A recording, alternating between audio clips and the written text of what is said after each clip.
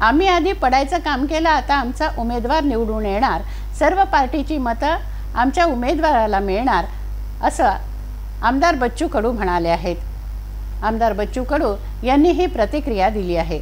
बेलोरा विमानतळावरून विमान उडत नाही, शकुंतला धावत नाही, तेव्हा कोणता विकास नवनीत राणांनी केला, अशी टीका त्यांनी केली आहे. आमची निवडणूक जातीवर नाही तर मुद्द्यावर आहे. नवनीत राणा यांनी विकासाचं काम केलं असतं तर आम्ही राणा कुटुंबासोबत असतो, असं आमदार बच्चू कडू म्हणाले आहेत. मैं पहले बार चुनाव लड़ा था, बहुत कम वोट से गिरा था. बाद में हमने 2 बार चुनाव लड़ा और हमने हमारी जो ख्वाब थी कि भाई अमरावती लोकसभा में मेरा अधूरा सपना था, वो अब दिनेश जी पूरा करेंगे. पूरी ताकत से लोग साथ में हैं. जिस तरह से मैं मेरे लोकसभा चुनाव में माहौल जिस तरह से निर्माण हुआ था उसी तरह से होगा और बहुत अच्छे ताकत से चुन के आएंगे.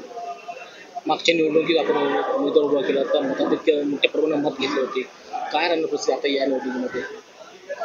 आतापर्यंत आम्ही पाडाची भाषा बोलत होतोय, आता निवडून याची भाषा बोलतोय आणि आमचा उमेदवार निवडून येईल. एकीकडे महायुती, एकीकडे महाविकास आघाडी.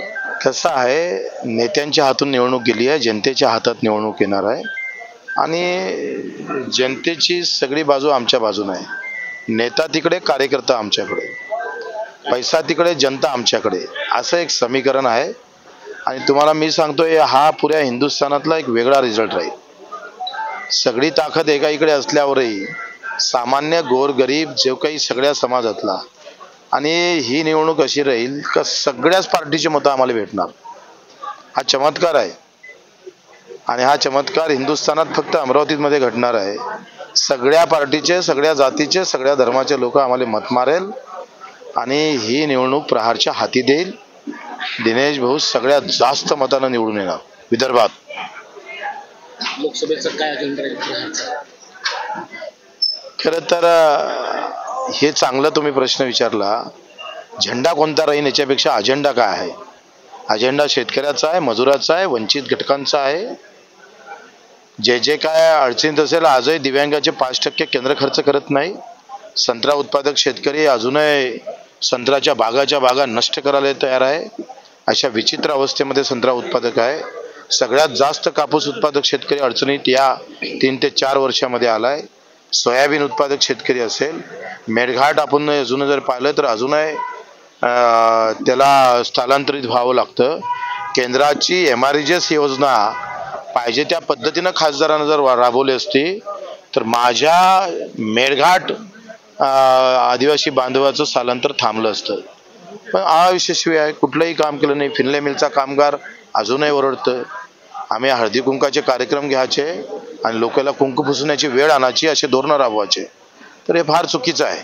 आणि या सगळ्या मुद्द्यावर आमची निवडणूक ही मुद्द्यावर आहे, जाती आणि धर्मावर नाही, तर ते मुद्द्यावर आधारित आहे आणि त्या पद्धतीने आम्ही समोर जाऊ.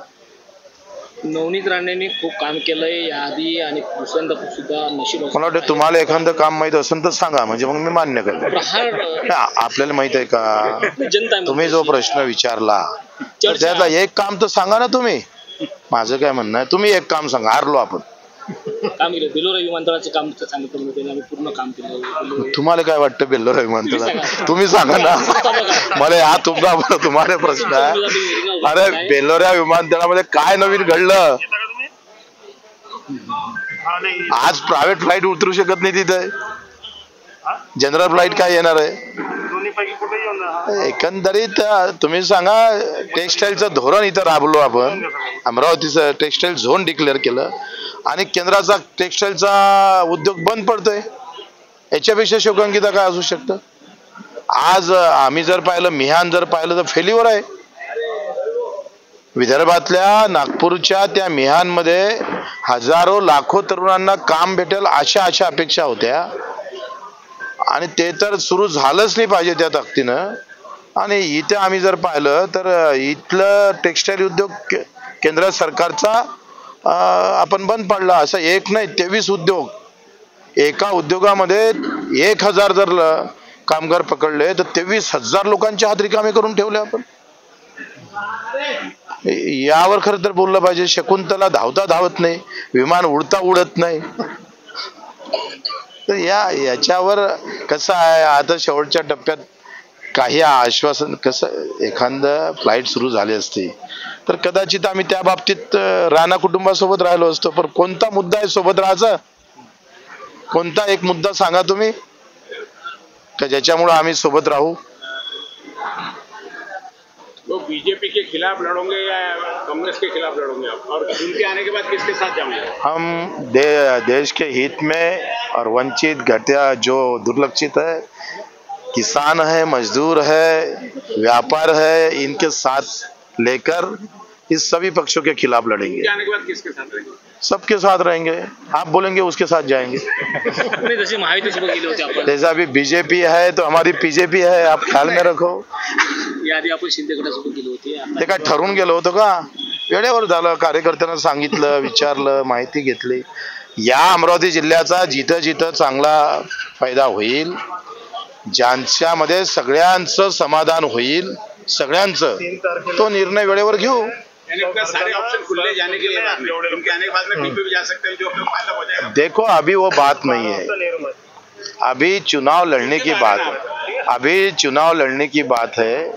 और चुनाव लड़ने के बाद अभी इस तरह से बातें जिसे तुम चुनाव में उसका कुछ असर गिरेगा, इस तरह से ये पत्रकार परिषद उधर मत लेके जाओ. मैं ये चाहता हूँ कि हमें पहले जीतना है. एक बार जीतेंगे तो हमारे दिमाग में अमरावती है.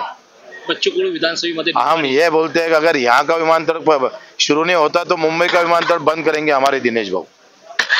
शेतकऱ्यांचे प्रश्न घेऊन बच्चू कडू विधानसभेत ढरकाळी फोडत आहेत. आता पुढील टप्प्यामध्ये जर बिलकुल जे काही आता आयात होतं, तुरीची डाळ आयात केल्या जातं, तिकडे कापसाच्या गाठी आयात केल्या जातं, कांद्यावर निर्बंध घातल्या जाते, या सगळ्या गोष्टीवर काम करणारा, कष्ट करणारा कुठल्याही जाती धर्मातला असू दे, त्याच्या बाजूने उभं राहण्याचं काम आता लोकसभेमध्ये एक मात्र खासदार दिनेश भाऊ बुबराईल. एनडीए में साथ रहते मनमुटाव का, एनडीए में साथ रहते मनमुटाव का. नहीं, मुझे समझा नहीं. अभी आप एनडीए के घटक दल थे, है, नहीं भी है. मनमुटाव का. अभी कहाँ है? हम तो यहाँ मैत्रीपूर्ण लड़त रहे ना. यहाँ की लड़त मैत्रीपूर्ण है. अगर वो चाहते हैं कि नहीं होना तो हम तो कल भी निकल सकते हैं. हमारे में क्या गम है? थेट नवनीत राणा विरोधात तर नाही ना? बिल्कुल नहीं थे. देखो वो तो बहुत छोटा है. नवनीत राणा और राणा परिवार प्रहार का एक लफ्ज भी नहीं है. अब ये समझो, पहले हम बड़े उड़ान के लोग हैं. हमारा ना कोई नेता है ना बाप है. हमारा बाप है जो है. इनके बाप बदलते रहते. बच्चों को उन्होंने 20 साल में झंडा नहीं बदला, प्रहार का हाथ में लिया, उसके साथ लोगों के साथ में अभी तक लड़ा है. अब असं म्हणणं आहे की बाप रहेगा. बऱ्याच गोष्टी तुम्हाला माहिती आहे तरी सांगावं लागतं. स्पष्ट केलं बरोबर.